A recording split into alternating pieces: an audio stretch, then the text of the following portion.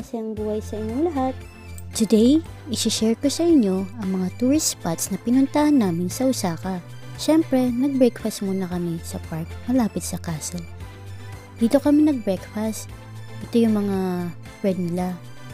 Bali, I ordered coffee latte and spinach and cheese bread ata yan. Nag-avail pala kami ng Osaka Amazing Pass kaya sinulit namin. At last, ito nga pala yung Osaka Castle. Ang ganda at ang cute ng kulay. As we use our Amazing Pass for the Osaka Castle Museum. Ang ganda sa loob. Buti na lang kumuha ako ng brochure. Nakapaglagay ako ng memorial stamp. Mataas yung castle, tapos may 5 floors para sa mga displays. Sulit dahil maganda sa loob. Next stop is pumunta kami sa Figure Museum.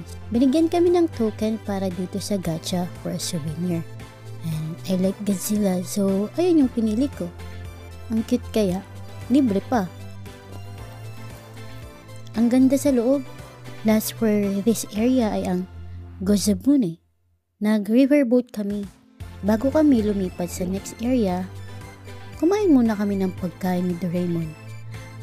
Ang daming flavor at red bean yung binili ko. Pag-alis namin doon, pumunta kami sa F5 Mall para mag-Ferris wheel at kumain ng takoyaki.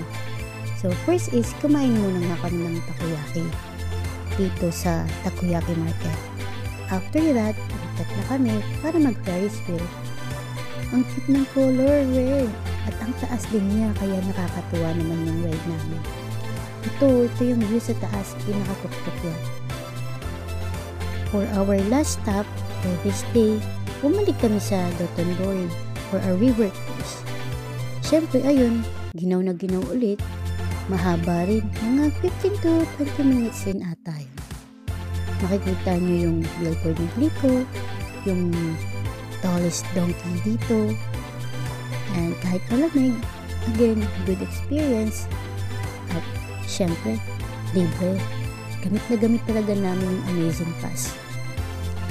Kaya dito, nagtatapos ang aming Amazing Pass Day Travel sa Osaka. See you for the next video.